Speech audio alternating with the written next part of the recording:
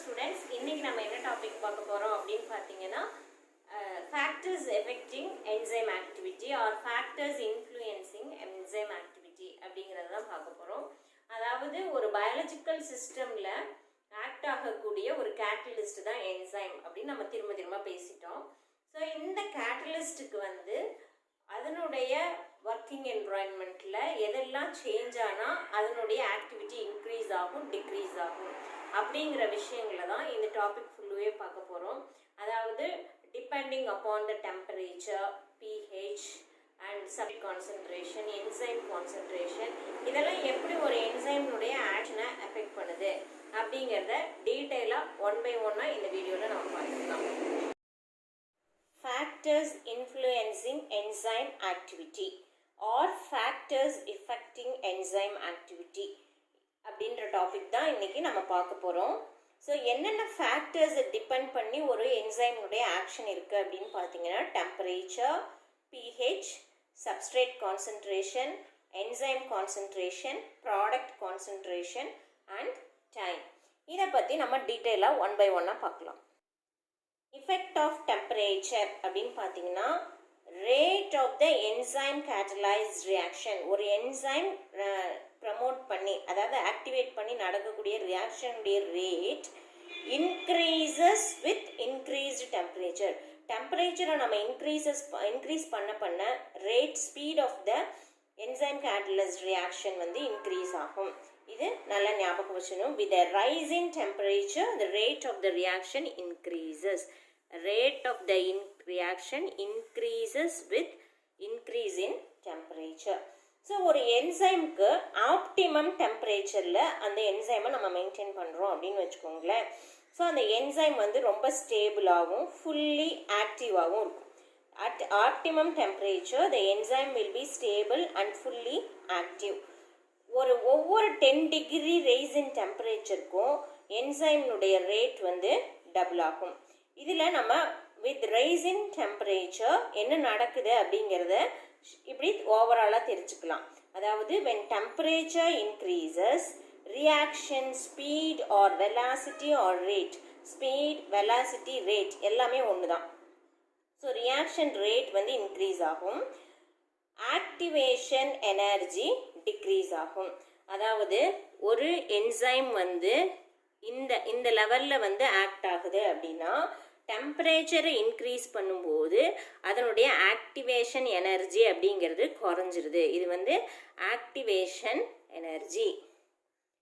So இந்த increase in the rate அப்படிங்கிறது வந்து சர்டன் டெம்பரேச்சர் வரையும் தான் நம்மளால் பார்க்க முடியும். அதாவது ஆப்டிமம் டெம்பரேச்சர் வரையும் என்சைம்னுடைய ஆக்டிவிட்டி இன்க்ரீஸ் ஆகிட்டே போகும். அதுக்கப்புறம் it won't increase. So optimum temperature range அப்படிங்கிறது மோஸ்ட் ஆஃப் த என்சைம்க்கு 30 degree Celsius to 40 degree Celsius வரையும் தான் இருக்கும். அதாவது 30 டிகிரி செல்சியஸ்லேருந்து 45 டிகிரி செல்சியஸ் வரையும் அதனுடைய ரேட் வந்து இன்க்ரீஸ் ஆகிட்டே போகும். above optimum temperature enzyme undergo denaturation. அதுக்கு மேலேயும் நம்ம வந்து அந்த என்சைமை ஹீட் பண்ணுறோம், டெம்பரேச்சரை ரைஸ் பண்ணுறோம் அப்படின்னா அந்த என்சைம் அதனுடைய பயாலஜிக்கல் ஆக்டிவிட்டியை லூஸ் பண்ணிடும். That is known as denaturation. இது வந்து என்ன பண்ணும் அப்படின்னு பார்த்தீங்கன்னா என்சைமை இன்ஆக்டிவாக மாற்றிடும். ஸோ என்சைம் இன்ஆக்டிவாக ஆகுறதுனால ரியாக்ஷன் ஸ்லோ ஆகி அப்படியே ஸ்டாப் ஆக ஆரம்பிக்கும். இந்த ப்ராசஸ் வந்து ஒரு இர்ரிவர்சபிள் ப்ராசஸ். இந்த ஆக்டிவேஷன் அண்ட் இன்ஆக்டிவேஷன் அப்படிங்கிறத கிராஃபிக்கலாக நம்ம ரெப்ரசன்ட் பண்ணும்போது ஈஸியாக அண்டர்ஸ்டாண்ட் பண்ணிக்கலாம். ஸோ என்சைமை வந்து 0 டிகிரி செல்சியஸில் நம்ம ப்ரிசர்வ் பண்ணி வைக்கிறோம் அப்படின்னா அது 0 டிகிரி செல்சியஸில் இன்ஆக்டிவாக தான் இருக்கும். டெம்பரேச்சரை ரைஸ் பண்ண மட்டும்தான் அதனுடைய ஆக்டிவிட்டி இன்க்ரீஸ் ஆகும். இப்போ ஃபேட்டை ஹைட்ரலைஸ் பண்ணக்கூடிய என்சைம்ஸ் வந்து பார்த்திங்கன்னா are active even at -50 degree Celsius. அந்த ஃபேட் ஹைட்ரலைசிங் என்சைம் மட்டும் exceptional case. So it will be active at -50 degree Celsius. இப்போ 60 to 80 டிகிரி செல்சியஸில் எல்லா என்சைமும் வந்து ஃபுல்லாக டெஸ்ட்ராய் ஆகிடும் எக்ஸப்ட் தெர்மோஃபிலிக் பாக்டீரியா, அதாவது சில பாக்டீரியாஸ்க்கு வந்து ஹீட் ரெசிஸ்டன்ட் கெப்பாசிட்டி இருக்கும். ஸோ அந்த பாக்டீரியாவை மட்டும் அபவ் 85 டிகிரி செல்சியஸ் கூட ஆக்டிவாக இருக்கும். அதில் இருக்கிற என்சைம்ஸும் ஆக்டிவாக இருக்கும். ஸோ இப்போ கிராஃபிக்கல் ரெப்ரசன்டேஷன்னு சொன்னோம். ஸோ எக்ஸ் ஆக்சிஸில் டெம்பரேச்சர் எடுத்துக்கிறோம், ஒய் ஆக்சிஸில் ரியாக்ஷனுடைய ரேட் எடுத்துக்கிறோம். ஸோ இந்த கிராஃபை நம்ம வரையும் போது 0 டிகிரி செல்சியஸில் இது இன்ஆக்டிவாக தான் இருக்குது அப்படின்னு நம்ம ஆல்ரெடி சொல்லியாச்சு. ஸோ டெம்பரேச்சரை இன்க்ரீஸ் பண்ண the rate of the reaction increases அப்படின்னு நான் சொன்னேன். ஸோ ஒரு பர்டிகுலர் ஸ்டேஜ் வரையும் இன்க்ரீஸ் ஆகும்னு சொன்னோம். இந்த இன்க்ரீஸிங்கிறது ஒவ்வொரு என்சைமுக்கும் ஒவ்வொரு மாதிரி இருக்கும். ஸோ 30லேருந்து 45 வரையும் அது பாசிபிள். ஸோ அதுதான் வந்து என்னென்னா optimum temperature.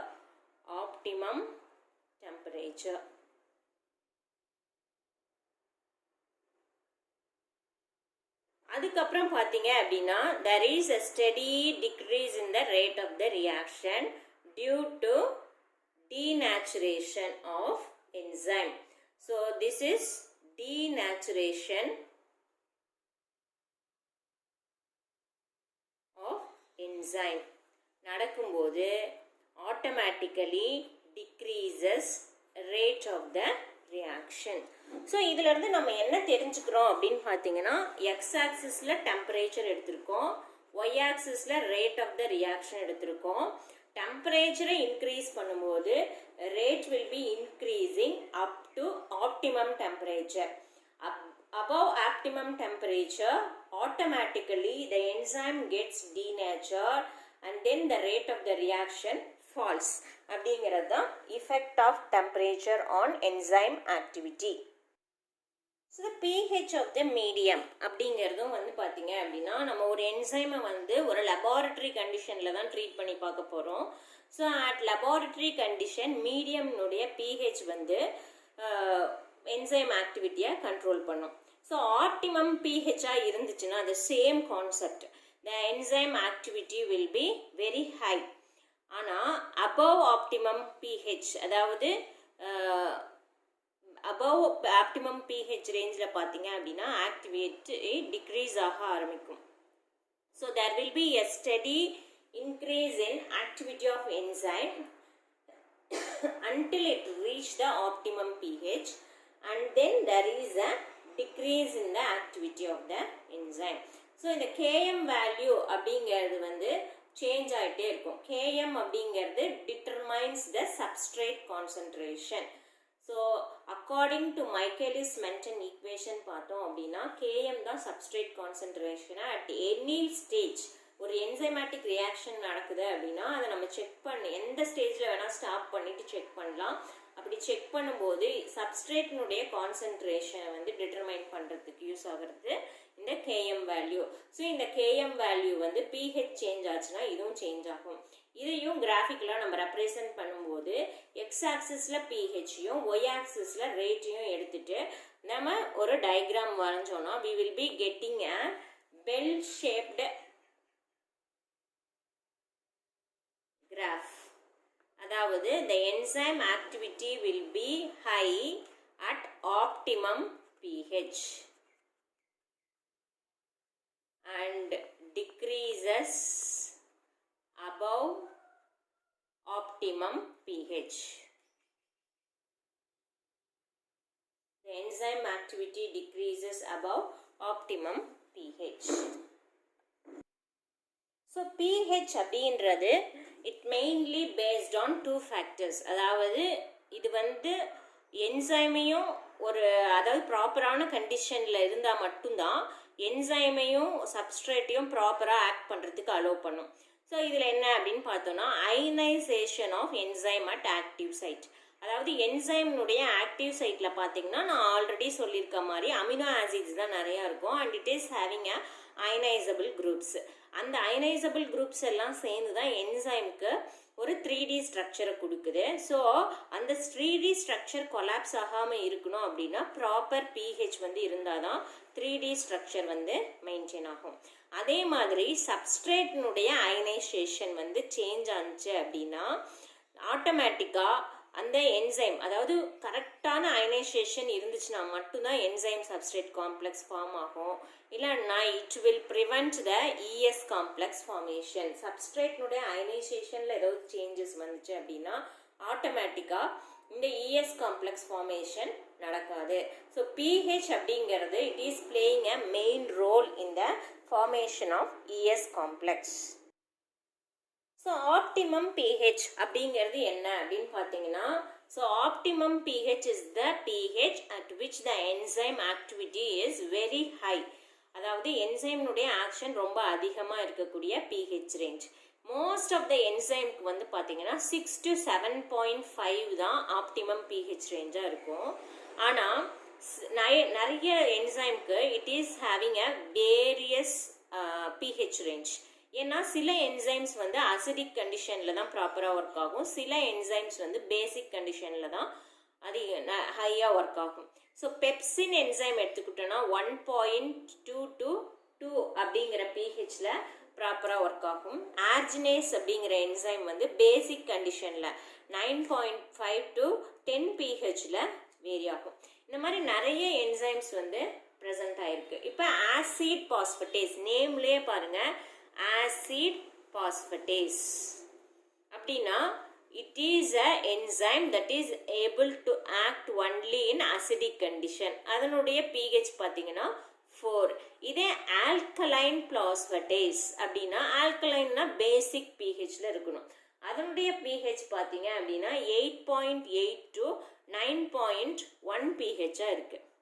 So when pH exceeds its range, அதனுடைய ரேஞ்சை வந்து லாஸ் பண்ணுச்சு அப்படின்னா என்சைம் அதனுடைய பயாலஜிக்கல் நேச்சரை லாஸ் பண்ணிடும், that is denature.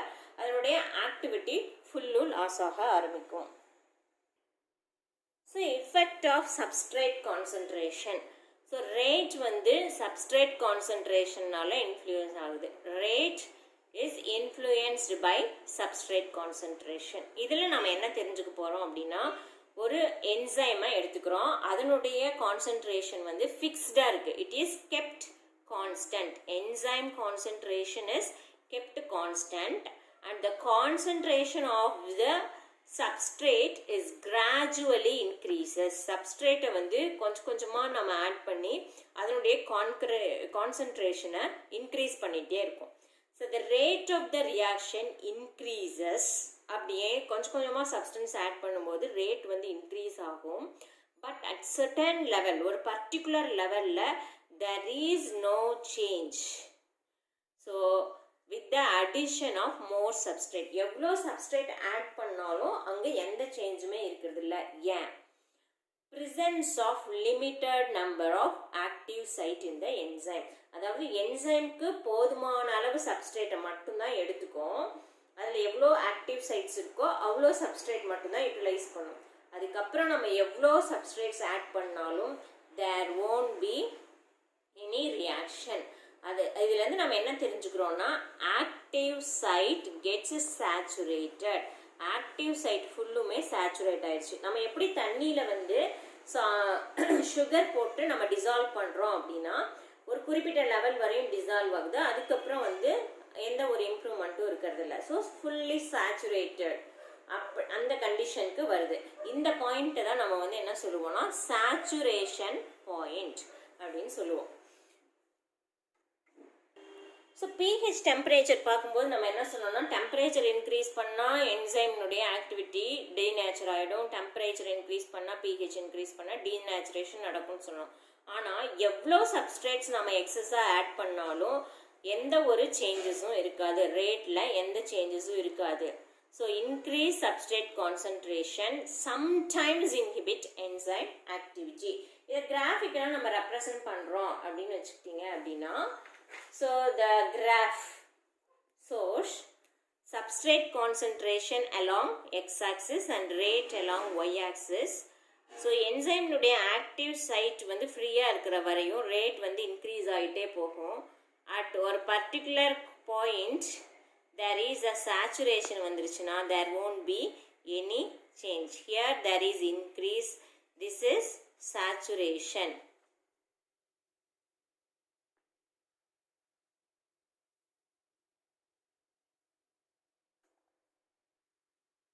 So effect of enzyme concentration. So இப்போது என்சைம்னுடைய கான்சன்ட்ரேஷனை நம்ம இன்க்ரீஸ் பண்ணுறோம் அப்படின்னா அதுவும் வந்து சப்ஸ்ட்ரேட்டை டிபெண்ட் பண்ணி தான் இருக்குது. Velocity of enzyme action increases with increase in the concentration of enzyme. ஆனால் அட் சேச்சுரேஷன் பாயிண்ட் அந்த என்சைம்க்கு எவ்வளோ சப்ஸ்ட்ரேட்ஸ் இருக்கோ அது வரையும் தான் அந்த ஆக்ஷன் நடக்கும். அதுக்கப்புறம் நிறைய சப்ஸ்ட்ரேட் ஃப்ரீயாக அந்த சொல்யூஷனில் இருந்தாலும் என்சைம் ஸோ சப்ஸ்ட்ரேட் கம்மியாக இருக்குது, என்சைம் அதிகமாக இருந்தாலும் சப்ஸ்ட்ரேட் இல்லாதனால அந்த எந்த சேஞ்சுமே நடக்காது. So increase in concentration of enzyme have no effect on rate. இதையும் நம்ம கிராஃபிக்கலாக ரெப்ரசன்ட் பண்ண முடியும்.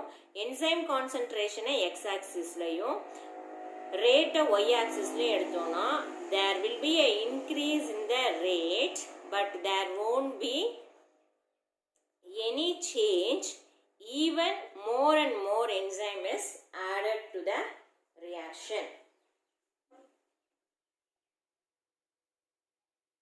So effect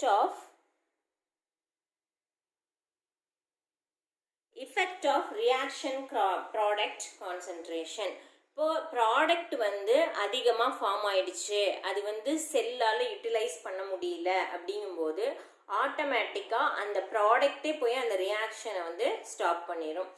ஏன் அப்படின்னா இன்க்ரீஸ்டு ப்ராடக்ட் கான்சன்ட்ரேஷன் ஆட்டோமேட்டிக்காக அது எதுலேருந்து உருவாச்சோ அந்த சப்ஸ்ட்ரேட்டுக்கே காம்படிட்டிவாக மாற ஆரம்பிச்சிடும். ஸோ இதுக்கு ஒரு எக்ஸாம்பிள் எடுத்துக்கிட்டோம் அப்படின்னா குளுக்கோஸ் 6-பாஸ்பேட்டாக கன்வெர்ட் ஆகுது. அடுத்தது அது ஃப்ரக்டோஸ் 6-பாஸ்பேட்டாக கன்வெர்ட் ஆகணும். ஒருவேளை இது ஆகாமல் குளுக்கோஸ் 6-பாஸ்பேட்டாகவே இருந்துச்சு அப்படின்னா இந்த 6-பாஸ்பேட் வந்து பாடி யூட்டிலைஸ் பண்ணலை அப்படின்னு சொல்லிட்டு ஆட்டோமேட்டிக்காக இந்த குளுக்கோஸே எஃபெக்ட் பண்ண ஆரம்பிக்கும். So the increase concentration of the product inhibit the reaction rate. இதுதான் வந்து நம்ம தெரிஞ்சுக்கிறோம்.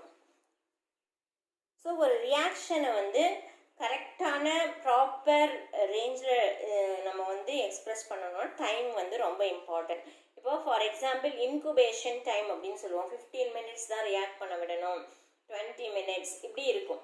ஸோ அந்த ரேஞ்சுக்கு மேலே நம்ம அதை அலோவ் பண்ணக்கூடாது. So it has an important role. இப்போ ஸோ டெம்பரேச்சர் இன்க்ரீஸ் ஆச்சுன்னா up to 1 range temperature increases and then decreases நடக்கும். பிஹெச்சும் அதே மாதிரி தான். பிஹெச்சை இன்க்ரீஸ் பண்ணோன்னா அப் டு ஆப்டிமம் இன்க்ரீஸ் இருக்கும். இது ரெண்டுமே optimum. Then there will be a decrease in the rate of the reaction. Substrate concentration increase பண்ணாலோ enzyme concentration increase பண்ணாலோ there won't be no change. ஏன்னா ஆக்டிவ் சைட்டு ஃப்ரீயாக இருந்து சப்ஸ்ட்ரேட் இல்லைனாலும் ஆக்டிவ் சைட் ஃபில் ஆகிட்டு சப்ஸ்ட்ரேட் அதிகமாக இருந்தாலும் there won't be no change. Product வந்து இன்க்ரீஸ் ஆயிருச்சு அப்படின்னா it will decrease by inhibiting the substrate. இதை தான் நம்ம பார்த்துருக்கோம். டைம் அப்படிங்கிறது very very important. It will B defining the reaction condition. Okay students, இந்த வீடியோ உங்களுக்கு பிடிச்சிருந்துச்சு அப்படின்னா உங்களுடைய கமெண்ட்ஸை லீவ் பண்ணுங்கள். அடுத்த வீடியோவில் உங்களை ஒரு புது டாப்பிக்கோடு நான் சந்திக்கிறேன். Thank you students.